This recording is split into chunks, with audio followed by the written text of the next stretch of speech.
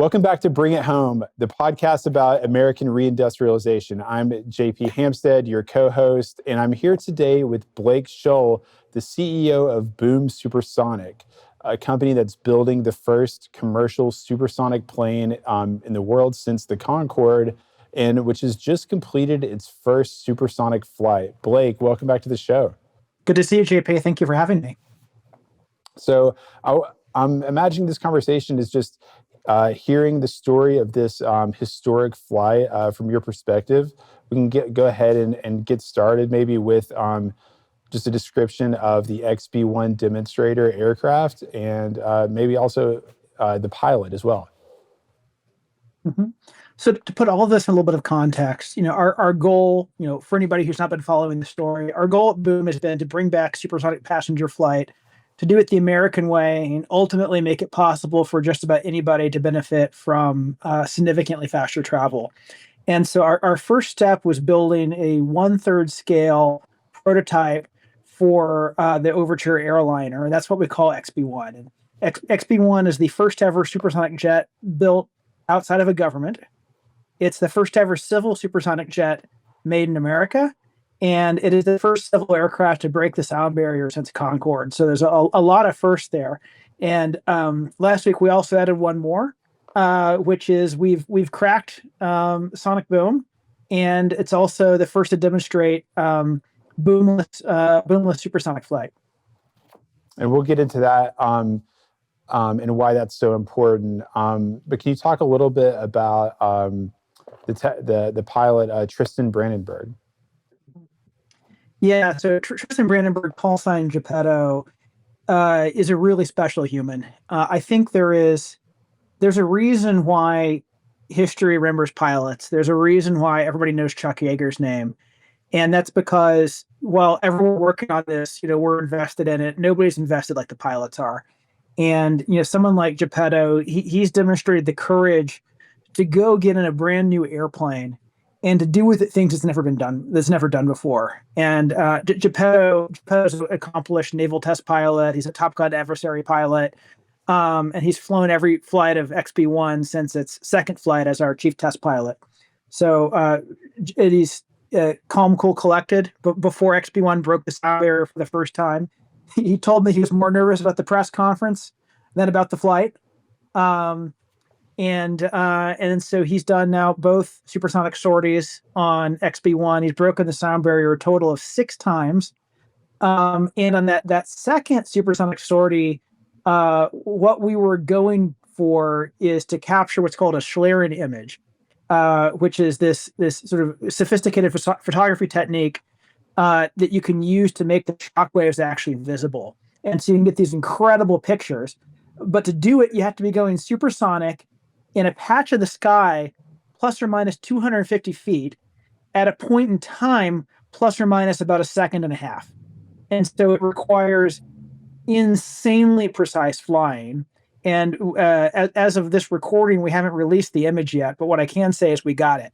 And Geppetto nailed it. It's incredibly precise flying in a brand new airplane at a speed it's never flown at before. That's amazing. So take us back to January 28th, the day of the flight. We're in the Mojave Desert in California. What are you thinking about before the mission begins? And what are beyond, breaking the sound barrier, surviving, taking the picture, what are you looking to learn from this mission? Yeah, well, I mean, for me personally, this is a moment that I've been looking forward to for more than a decade.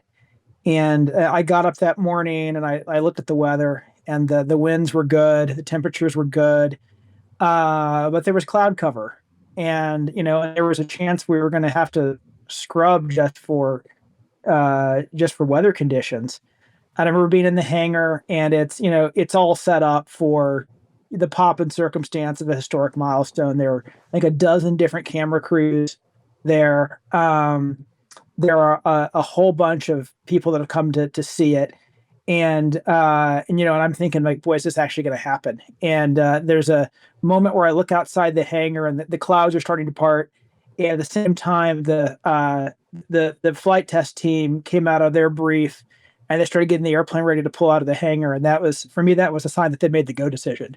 And at that point, I got pretty emotional because I knew it was going to happen.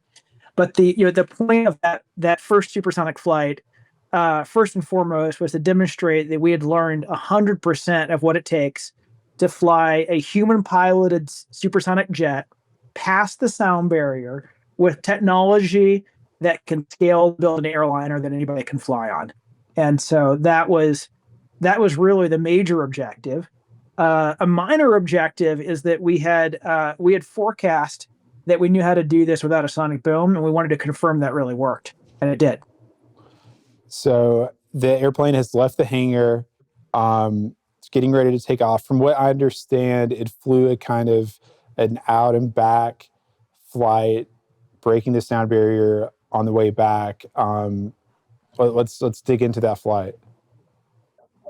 Yeah. So on the original plan was kind of get out and do an out and back kind of pattern, break the sound barrier.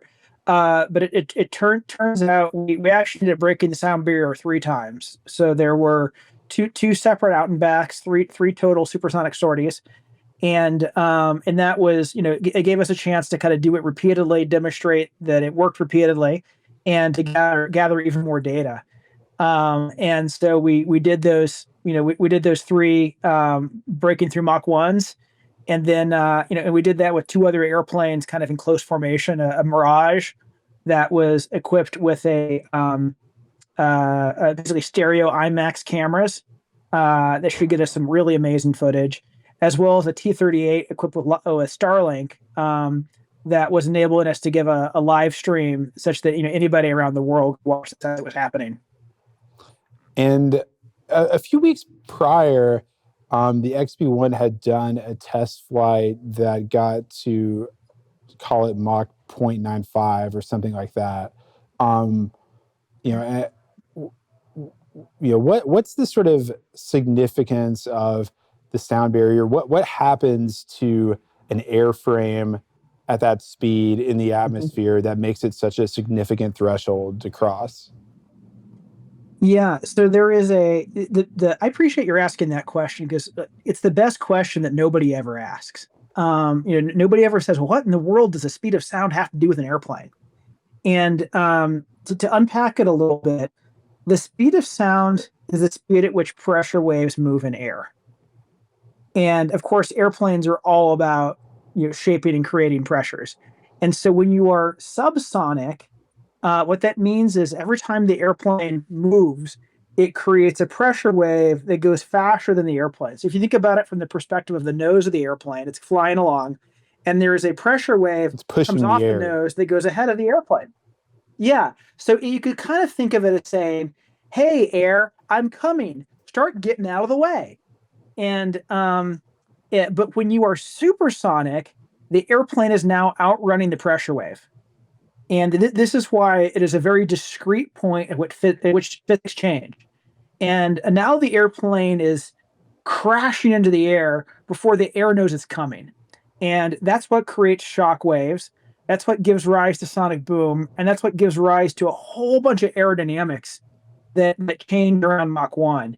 And, if you go back to the very early days of flying, but before, in the military world, we cracked supersonic, people thought it was a sound barrier because they didn't know how to design airplanes that would stay stable, both super and subsonic. And so as you approach the speed of sound, one of the things that happens aerodynamically is the center of lift shifts backwards, which means if you can kind of think of lift as like a force that's like pushing up on the airplane, and you got to keep lift underneath the center of gravity so the airplane stays balanced. But when the center of pressure moves aft, now it means that basically your lift is pushing up at the back of the airplane. Nothing's balancing on the front of the airplane, and it tends to tip over. And that's why aviators called it like there's a sound barrier or there's a demon at Mach 1, because as they got closer to Mach 1, the airplane would want to enter a dive. And the only way to get out of the dive and get the center pressure back where you need it is to slow down, but you're in a dive and you can't slow down.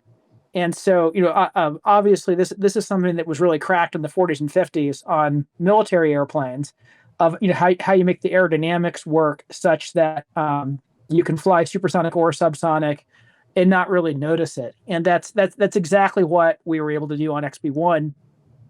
Something Geppetto, the pilot, said is, out of all the flying he's done on a dozen flights, the smoothest and best flying was supersonic. And this is, XB1 is really a machine that it just wants to go fast. It performs best fast. It handles best fast. It's just meant to go fast. And when the XB1 crossed the sound barrier, there was no sonic boom. Why is that, Blake? So this is well-known physics that's been kind of talked about, and the papers have been written about it for a long time. Nobody's ever turned it into a commercial product until now, and its physics are called Mach cutoff.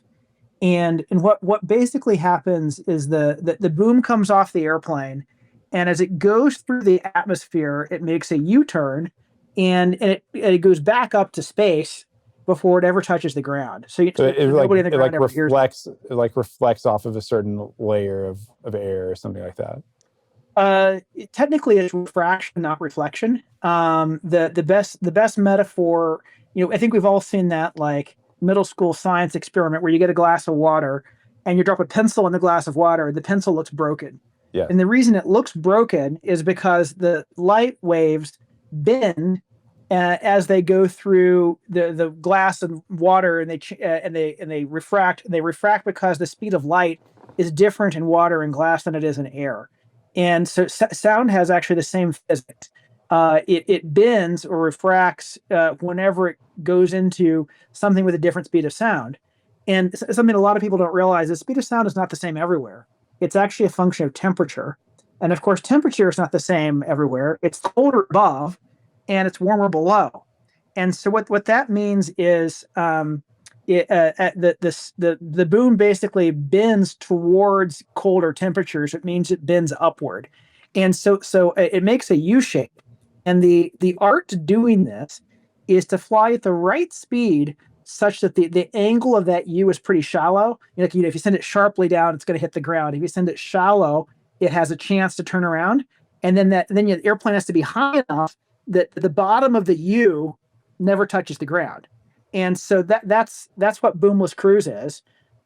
We fly, it depends on current atmosphere, but in the worst case scenario, it's kind of about Mach 1.1. And the best case scenario, you can go up to Mach about 1.3. And so long as you're high enough, the boom never reaches the ground, and there's just no disruption. And so that's what boomless cruise is. It depends. To do this on Overture requires two things.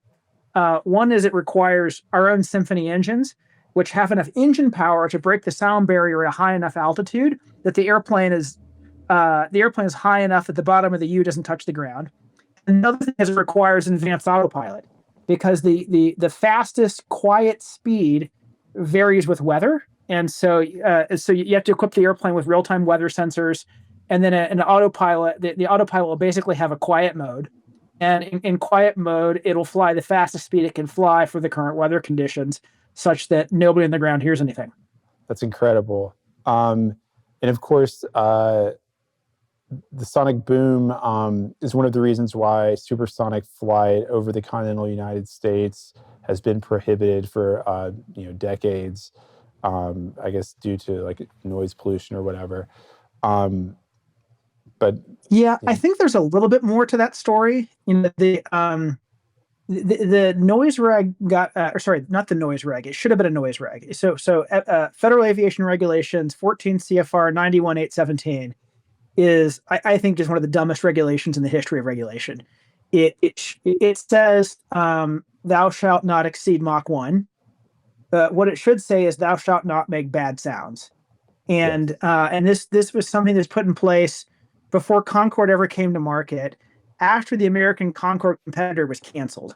And so let's just say it's ripe for fixing.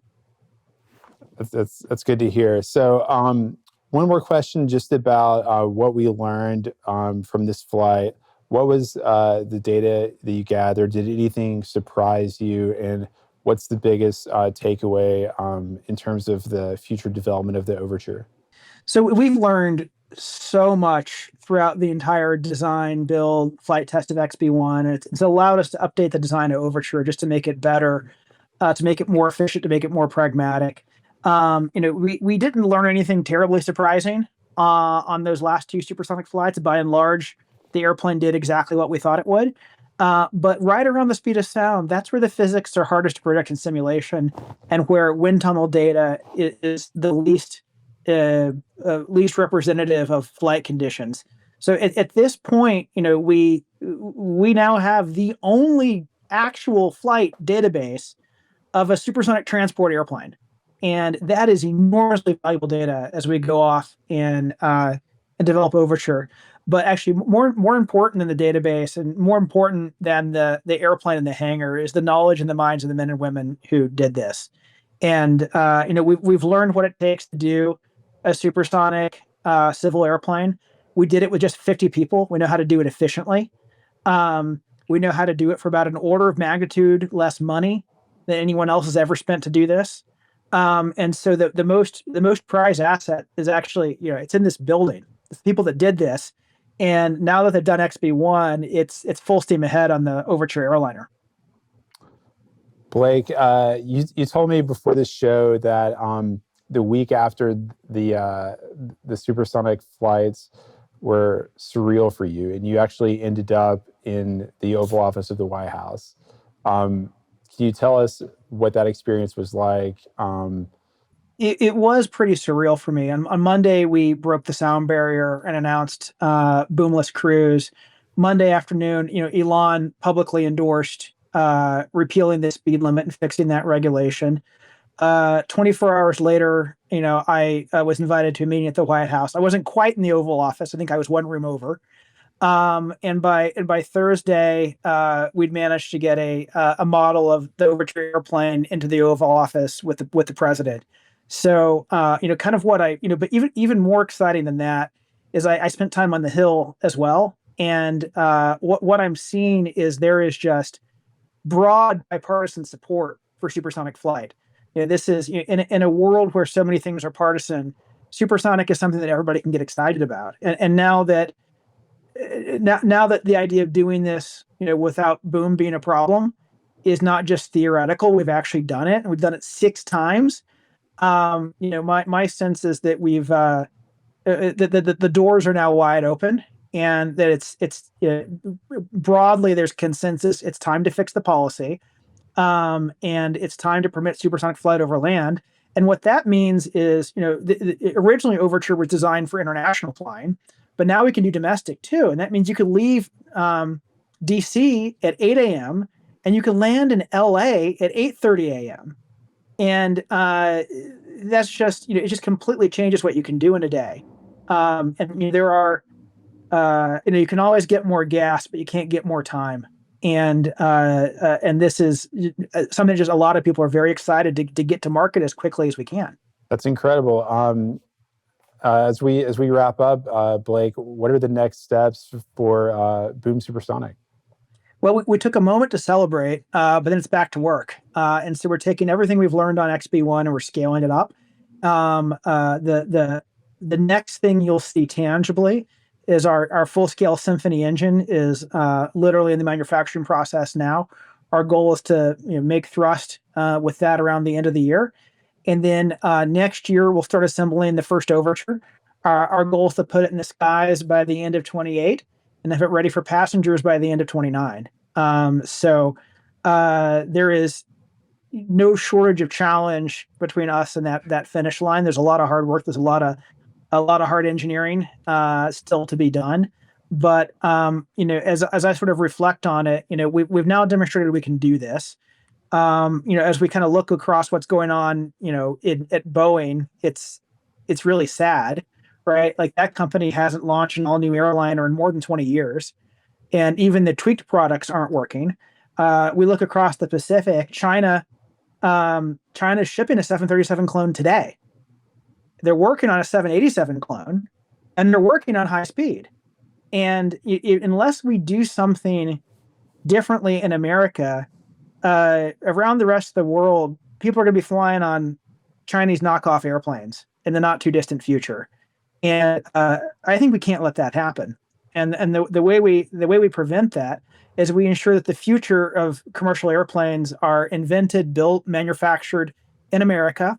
And we invented the airplanes here, just like we invented chips, but then we let chips go to Asia.